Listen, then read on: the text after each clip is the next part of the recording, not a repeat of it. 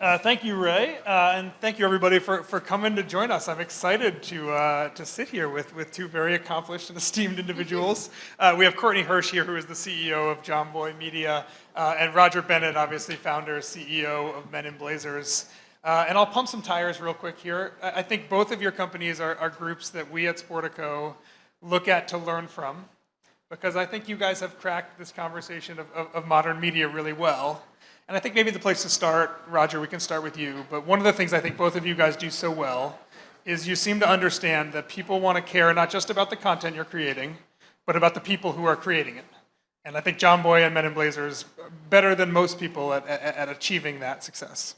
Well, first of all, thank you so much for having us. It is a joy to be with you in particular. I can't wait.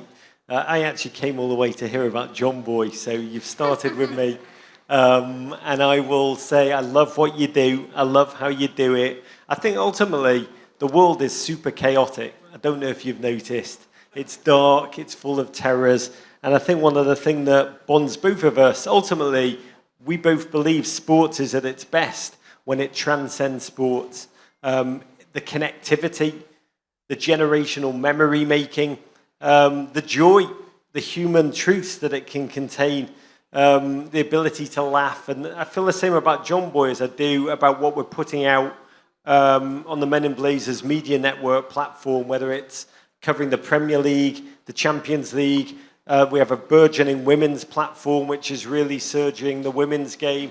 We have a growing Hispanic-facing set of properties. We ultimately want you to click off our crap and feel better about life, even if it's just fleeting. So that's ultimately how we approach everything, and everything's kind of come from that.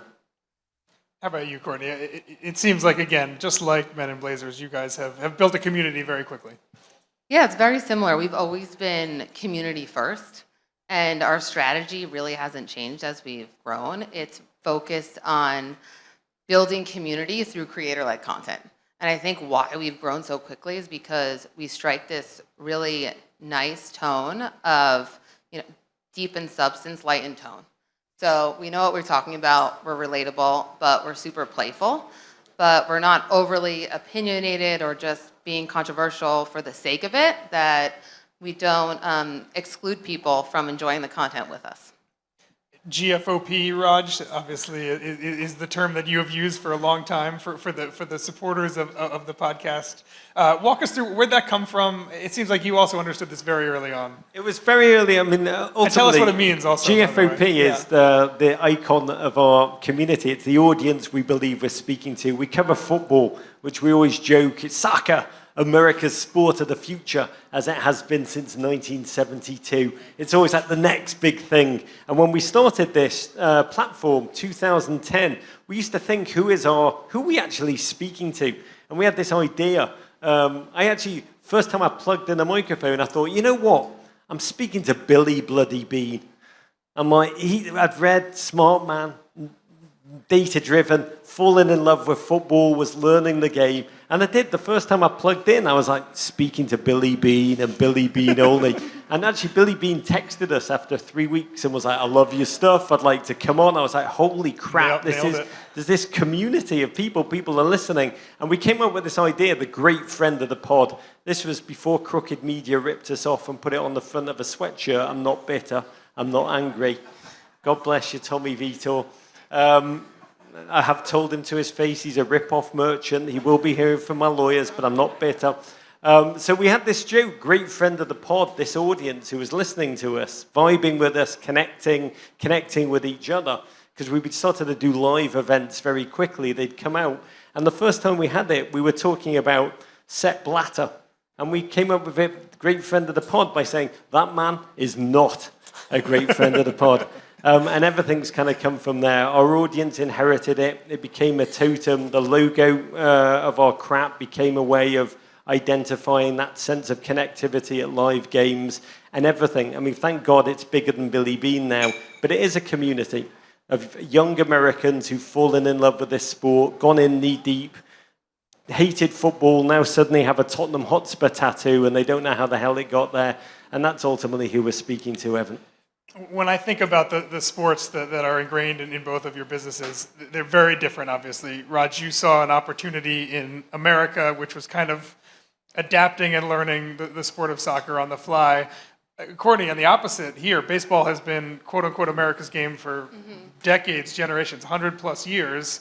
But I think most people would agree was in desperate need of new voices, new interpretations, other ways of consuming it than people that sit down and watch 9 innings. Yeah, we saw a big opportunity to speak to the younger generation of baseball fans. And I think that no one was telling the stories the way we were telling them and being so relatable. So one of our flagship series, Jimmy's Breakdowns, he breakdowns moments in sports. But if you watch one of his videos, it's not a highlight video. He's not breaking down the major moment. He's finding a story within the story. He's finding the story about what the players said to each other in the dugout, or he's finding someone in the fans and showing their reaction to what's happening in the story. So it's those nuances that I think brought a lot of new viewers into the game. I can tell you the moment, and I'm not alone in this, but the moment that Jomboy hit my radar was 2019 when Jimmy made that breakdown of the Astros sign stealing scandal, and he was picking up when the trash can was being banged on and the pitch and all that.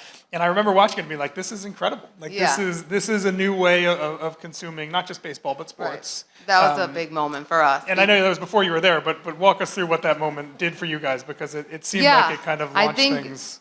Reporters worked really hard to break the story, and we don't want to take credit away from them. I think what Jimmy did was storytell through video, and he helped put together visuals and sounds to quickly allow the viewer to grasp what was happening. So that kind of put us on the national map. And our company was built on a New York Yankees podcast, but once we found this opening on YouTube to tell these stories, it really turned us into a national brand. And we've been a national sports media brand since I think that happened in 2019. Raj, was there a moment for you guys early on where you something happened and things took off and you realized, oh, there is a bigger audience for here than maybe I originally thought? I mean, it's been a collision of moments when you start to do what we do. And by the way, what Jomboy have is just the power of storytelling, which can be more powerful than the actual game itself in key moments, leaning in, deepening, finding that profound emotional connectivity and creating that content. It's been a series of moments, to be candid. When you first plug in, I mean, we were very lucky. We were first movers twice over. We started podcasting just when podcasting was a thing. First time we plugged in, it felt like being a kid again with a can on a piece of string. We had no idea anybody was actually listening. But it has been a series of moments that honestly we try and never take for granted. Like this morning we filmed with Ed Sheeran for an hour. Humble brag right there. Yeah. And it's the reason why I'm saying that is like ultimately to revel in those moments and to never take them for granted, and always as a staff to be like, everything feels super, super special. So it's not like one moment where it's just soared. Everything, selling out our first live show, seeing that there was an audience, that was probably it. Seeing that people flew in from all over the nation to be at one of our live tapings, the first one we ever did, when again, we just thought we were cans, string, enjoying ourselves, didn't know anybody was out there. But finding that audience, interacting with that audience, listening to that audience constantly, every letter we get, we try and respond to, every email, everything.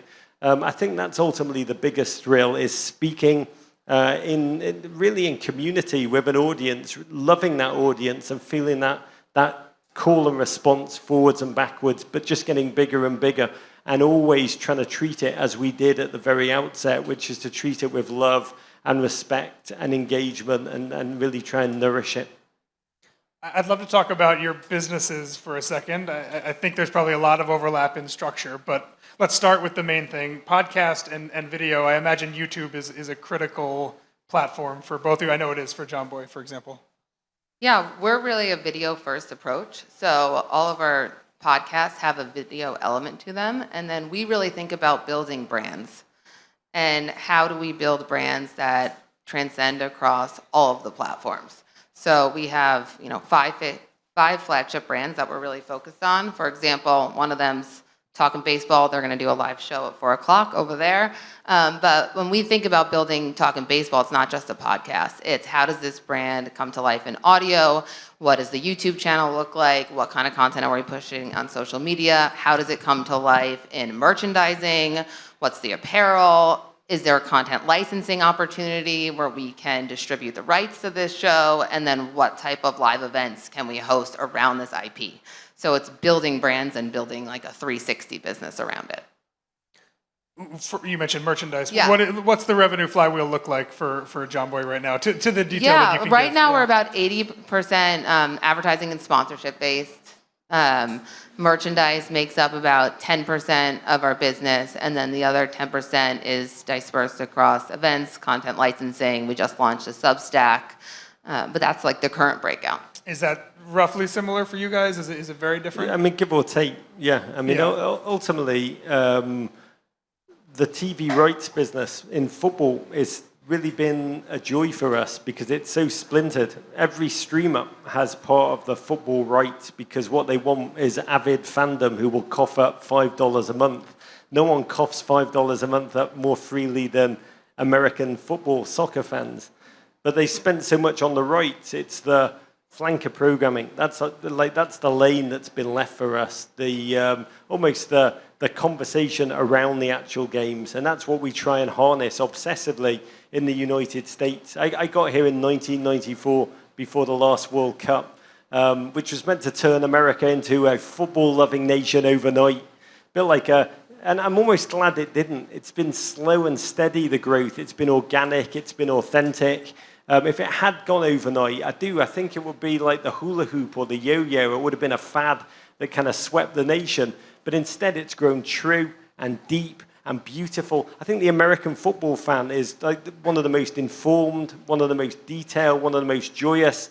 I mean, most of them started watching post-2014 of our audience when the Premier League started to be on an NBC. They're super young, super committed, super passionate. And that's ultimately what we're trying to do. The rights holders, we work with CBS. We obviously have had 11 years with NBC. We do second screen for TNT, HBO around the men's and the women's games. And so ultimately that's what we're trying to do. We're trying to support all of them, build that audience, and then drive them to tune in. I was going to ask you about that exact balance because there's YouTube and the your own content distribution channels, right? And then there's stuff that you're doing with NBC. I know, Courtney, you guys are in talks with various media companies, bigger ones as well. They bring distribution, potentially new audiences, but they control a lot of the economics of that. How do you guys think about the balance between kind of having your own platform and putting it out there versus partnering with somebody that has a big one of their own? Yeah, so when I think about the future of media, it's complicated. There's two different sets, but what comes to mind is YouTube is becoming TV faster than TV is becoming YouTube. And we've built Warehouse Games. You could check out the posters over here, which is one of the fastest growing sports leagues. It's half sports league, half reality show, and we're building it on YouTube. And what's great about YouTube is that when you build something on YouTube, the audience and the community outpaces your cost structure. And when you think about the struggles with TV right now, TV, their audience is declining, and they're trying to minimize their costs and production costs to fit with the shrinking audience. So I think I'm really excited about the position that we're in. And our strategy moving forward is to continue to build on YouTube. That is, like Roger was saying, like we need to respect the community that built us. But then I'm excited about potentially working with streamers or traditional television networks who are now open to working to more like creative grassroots companies like us. Can you explain to folks who don't know what Warehouse Games is? Oh, We yeah. got the posters, we got trading cards So, over here. Warehouse break it Games down. is our original content series. It is half reality show, but half sports league. So our creators compete in competitions, and we've created our own sports. So we play like blitzball, which is a version of wiffle ball. We have ball and play, which is a mix between baseball and cricket. But the ethos of it is really, it's built around this intense fandom. We create a new sport, We create a competition, we put it out on YouTube. One day later, hundreds of thousands of people are tuning in to watch this sport and comment on us and live in this competition with us. So it's really fun because I think sports fans want more now than just being a fan. They want to engage and immerse themselves in the experience, and that's what Warehouse Games allows them to do. And for you guys to own your own IP in that regard, Yeah. we're starting to see more media companies, Overtime Elite, for example, more media companies that are getting into, after building their media brand, then getting into owning and operating their own events or leagues or reality shows. Yeah. I imagine that opens the door for a lot of things that isn't, you're not relying on MLB for rights or whatever. This is stuff that you're creating yourself Yeah. and you own top down, essentially. We quickly saw that our business was dependent on Major League sports outcomes. And it gave us access to a mainstream audience, but we lived and died with the season, and if our team won, that affected a lot about our business. So we quickly, we were, in the pandemic, Jimmy and Jake were just doing content called Back Alley at Bats, where they were filming themselves taking wiffle ball, blitz ball at bats off each other. And we were like, ooh, we have something here. What can we make of this? So when we got our investment, our first big investment, we purchased a warehouse in Jersey City, which was an old carpet factory. It's terrifying to drive up to this day. I still get scared. But you open it up, and it's our own sports stadium, and we use it as a production studio, and we do these intense competitions there. Raj, has this crossed your mind at all? Is there a Men in Blazers 6-on-6 soccer league potentially in the works? If the World Cup were not coming, and every day I did not get out of bed and be 460 days to the World Cup, 459, 458, then I too would be trying to get into the warehouse business in New Jersey. You have an open invite after the World Cup. My God, my cricket base. But I've always thought, Manute Bol was once a shepherd, right, in Africa. And then someone said, oh my God, you're an enormous human being. You should be playing in the NBA. And I always thought there's a perfect sport that I did not know about, but my body type is perfect for. And I think it might be the Warehouse Games. I think it's the Warehouse Games. I think you've invented it. I mean, the honest truth is, football is slightly different to the baseball realm, where you're energizing and re-energizing. Right now, soccer is like a beachfront property, which has not been developed. It is all of when we started really what we do. 2006, I was watching the World Cup. ESPN had just started to really try and broadcast it. It was like an audience that was clearly there. I used to go and watch Premier League football in a pub in DC. 10 English guys, didn't know any of their names. They just scream at the television together week after week. Sounds great. It was amazing. One would stick his knuckles in his mouth when his team went behind. Another would start screaming obscenities when his team went ahead. If an American came in, they'd slap him on the face, be like, not for you, mate. Walk on, walk on. I came back 2006. The US were playing Italy. There was a line around the block as if the Beatles had formed. And I saw that audience with my own eyes. But then ESPN's commentator, England were playing later that night, and the ESPN commentator said, he goes, the world's most famous footballer, Charlie Beckham, takes the field. And I said, holy crap. So close. If only they had people who knew what they were talking about covering this sport, it would go like this in this country. So ultimately, that's really what we set out to do. And I think the difference is, the football is still, the fundamentals are still going in, the foundations are still going in the coverage. And what you guys do so brilliantly, and I admire it so deeply, the storytelling, the passion, the intelligence. I mean, you're taking a sport where the average age is kind of AARP or whatever that is. And Not anymore. And really, really, thanks to you, you're breathing a life and energy and almost reclaiming it in the most beautiful way. But we're doing two slightly different things. What is your Jambo's demo? Not baseball's demo, because I agree with Roger. It's fairly old. But what is your demographic? Yeah, no, our sweet spot is 18 to 34, and we skew male, obviously, but it's the younger generation of fans. I assume similar for you, Roger. Or do you feel a no, different? it's exactly. I mean, our audience is super, super young. The incredible thing about our audience is, if any of you are long-time American football fans, you'll know that great players, Landon Donovan, Clint Dempsey. Our audience never even saw them kick a football. Like, they are so young. They know Clint as a hilarious television broadcaster, and they never saw that gent take the field. So ultimately, all of it is for us contextual storytelling. We've developed a history of the United States World Cup stories that we're developing with Box to Box, the Drive to Survive team, so we can tell that audience the kind of backstory of what they missed. So it is super young, super knowledgeable, super engaged. But for instance, like they only know Manchester United as a deeply middling team. If you know your football, Manchester United consider themselves to be the New York Yankees. Charlie Beckham played for Charlie Manchester Beckham. United, right? Yeah, Charlie Beckham. God bless. By the way, that moment changed my life. If that hadn't happened, because I did scream at the television. I was like, holy crap. And my wife, who was very bored on the couch reading a novel, just said, why don't you go and do it, love? I was like, all right, I will. And that's like genuinely how everything started. But it is, for us, it's backstorying, contextualizing, and connecting.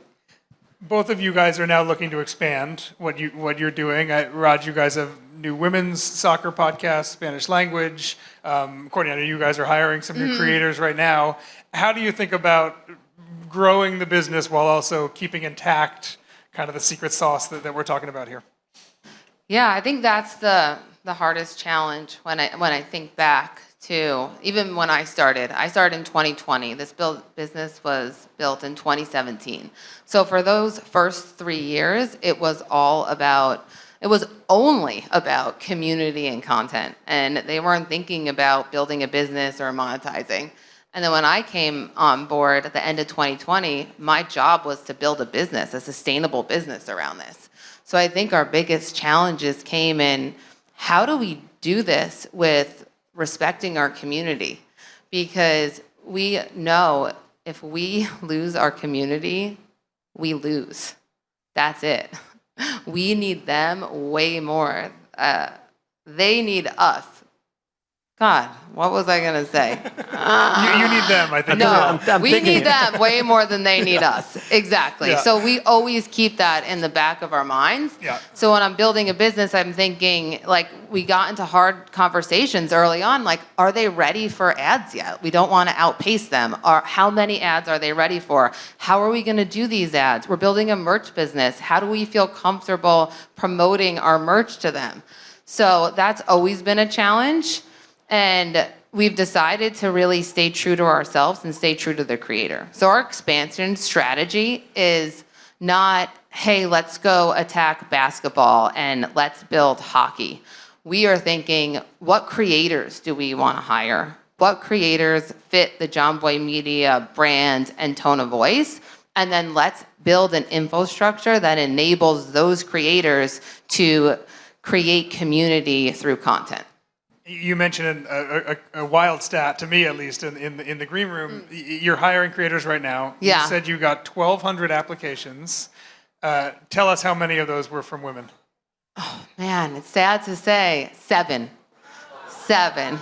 So in the first 5 minutes, John Boyer, the main creator, posted it on social media. We got 1,200 applicants. We went, 7 of them were through. So I knew it was going to be skewed, but I was even shocked about how skewed the numbers are. But a big focus of ours is to diversify our creators and bring on female creators. So if that means that we have to be scouring the internet and putting together focus groups to go find these female voices, we really want to make an effort to do that. Raj, obviously women's soccer in America is a huge thing already, so there's some ways a built-in audience to a degree, but walk us through how new podcast with Sam Mewis, how it's been and what you guys are learning from expanding into that It's world. a whole platform. It's not just one podcast. It's like an independent platform with its own audience. Look, the football audience, we really think about that there's 3 interlocking audiences in the United States. It is like there's the Champions League, Premier League fan, the original brand for us. There's the women's game. They do overlap. Like it's a Venn diagram for you mathematicians out there. I've just given you all of my mathematical knowledge.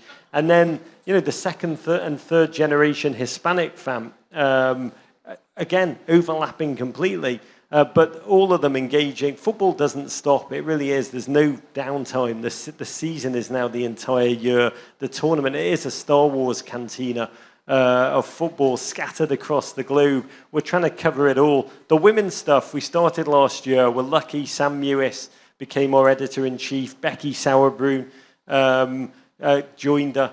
Limby and Dolo, the gold medal winner, is another. I mean, we're doubling the number of talent we have this year. It's a rocket ship. The number of brands coming in have really empowered it.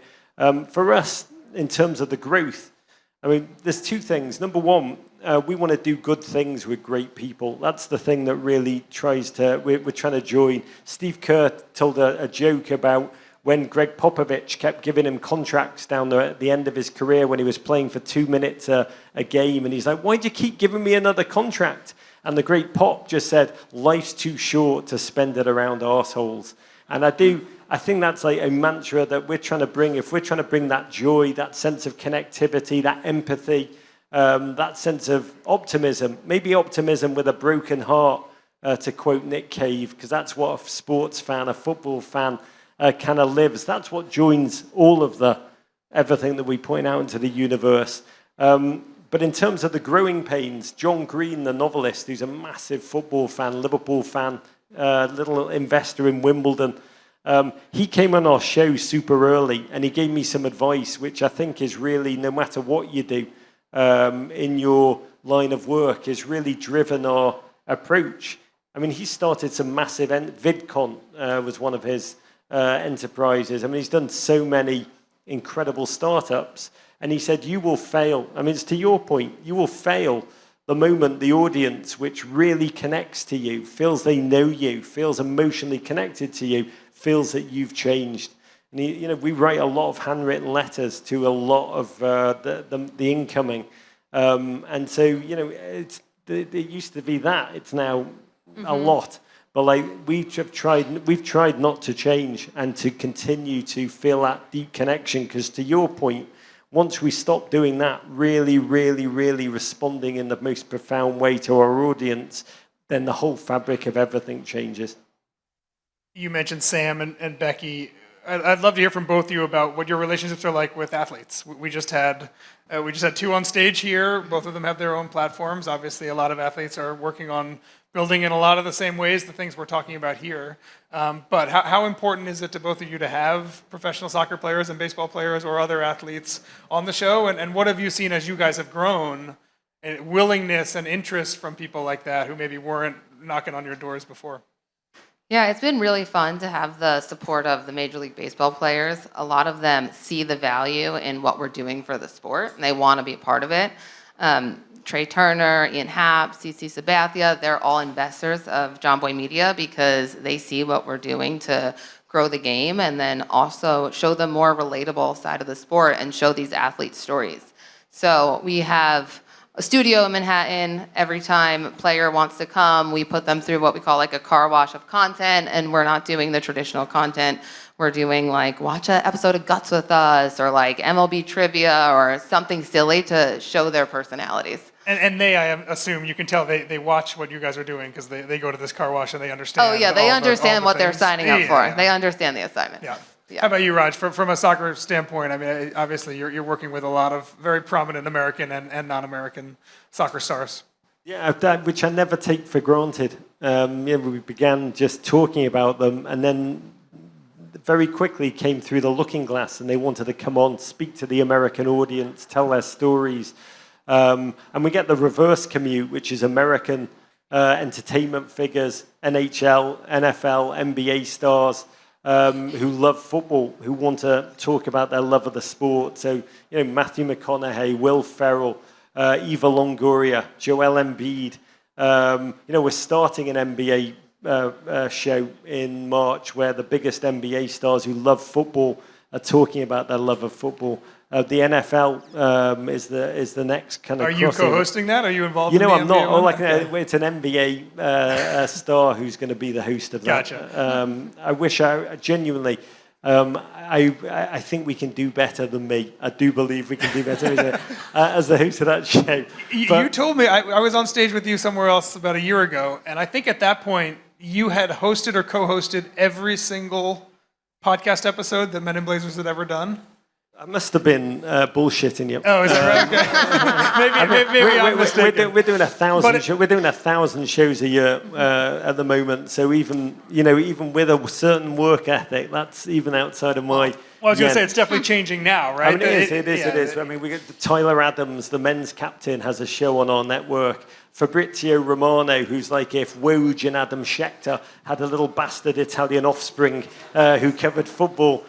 He's got 60 million followers. He's got a show on our network. I mean, ultimately, again, I'm trying to bring joy with the human beings that we work with. But the biggest footballers in the world want to speak to America. And I think the thing that we've done, which is a bit different, is ultimately in England, if you watch English football coverage, they've got a news cycle to service. So whenever they get the chance to speak to a footballer, they essentially want to put a cattle prod on their down belows. Like they'll ask the hardest question, are you going to leave Arsenal? Are you going to resuscitate your career somewhere else? You failed. English people like to shit on other people's happiness. And what we try and do when we speak to the biggest players in the world, want to speak to America, Mo Salah, Pep Guardiola, Alicia Russo and the like, they all come on our platform. We want to ultimately create content where we come in peace and they're speaking to us in a way that will inspire the audience about their journey, their failures, their tenacity, their success, their career arcs.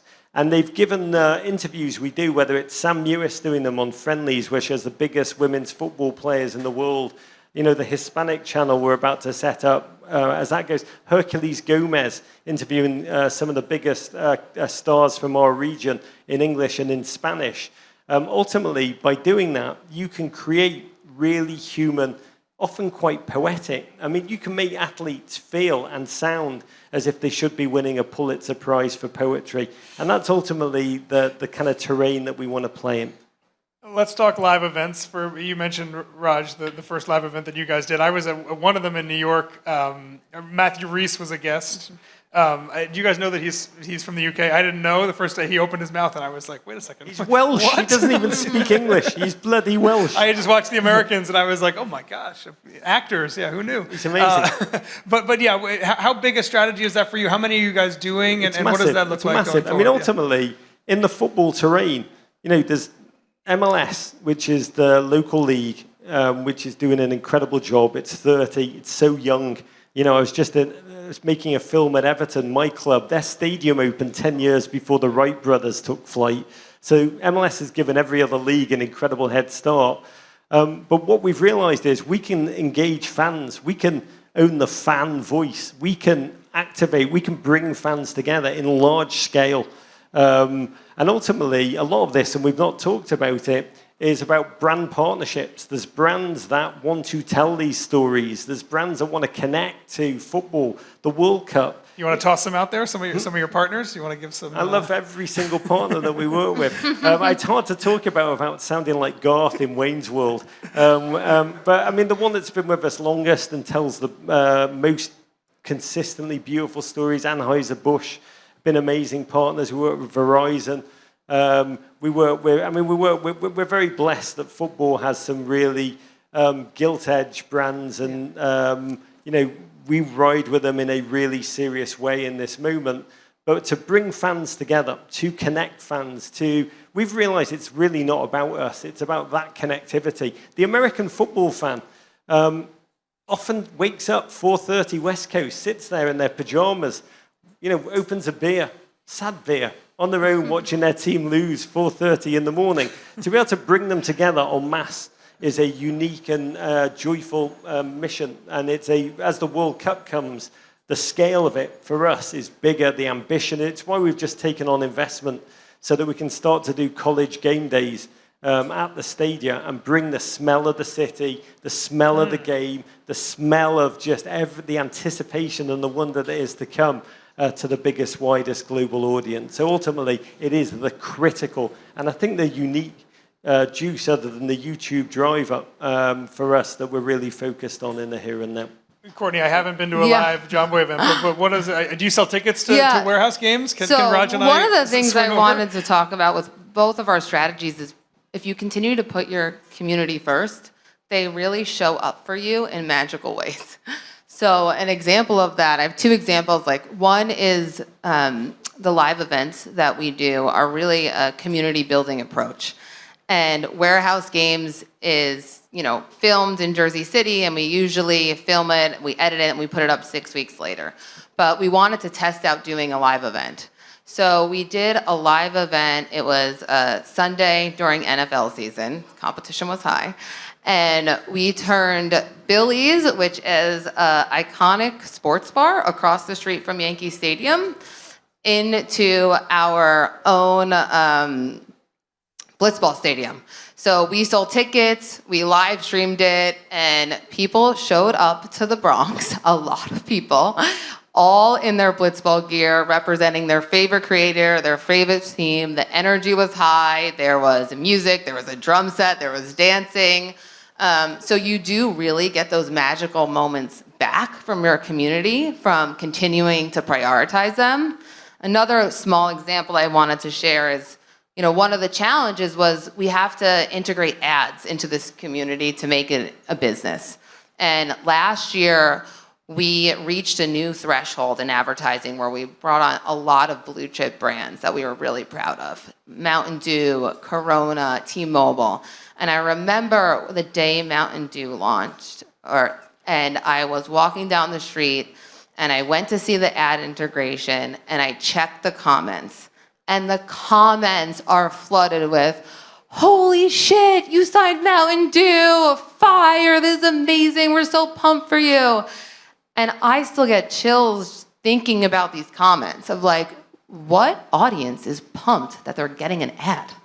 Like, they are so happy for us. I don't think the Sportico website gets that, that fervency for ads. Yeah. So it really is the gift that keeps on giving if you continue to ruthlessly prioritize your community. And to root them in joyful ways. So like Stoke, they know cold brew coffee, which was actually in my refrigerator for years before they became the sponsor of Wrexham Stadium. They sponsored the stadium. They wanted constant content that spoke of that relationship. So we hired a creator in Wrexham to start creating weekly kind of journeys as he went around Britain following this glorious macro power. And the joy for Stoke in the comments, the brand lift study we did, normally brand lift studies give you a lift in one area as a brand.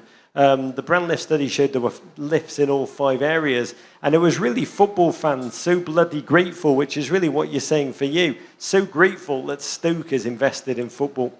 So those brands coming in for the World Cup, and they're pouring in now. If you find your lane, you find your space, you find it now. Like any brand that comes in right ahead of the World Cup is going to be like Steve Buscemi holding a skateboard, being like, "Hello, fellow soccer fellow fans." Kids? Yeah, but I mean, the brands coming in now that are supporting now, the brand lift that the fans have for supporting the game in this nation is really, really remarkable. I imagine this finds its way right into your deck, right? You just Yes. screenshot the Mountain Dew stuff and the next they're in partnership there. conversation. Look at this. Yeah, this is what you're going to get. Guys, this has been great. We're essentially out of time. I want each of you to make a bold prediction about each other's world.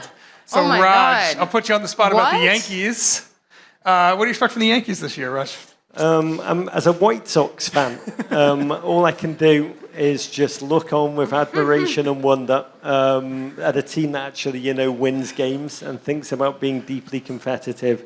I know the injury news has not been kind, but I do think that when the Yankees sign the overthinker, the jester, the pro, the problem, I think who are all part of the Warehouse Games and get them on the 10-day contracts, I believe that may be the marriage of the perfect storm for John Boy and the New York Yankees. And by the way, when that happens, everything is possible. There you go. And Courtney, end it with the Yeah, my bold prediction is Raj is going to come compete with us in a warehouse games challenge. Oh, okay, that's better.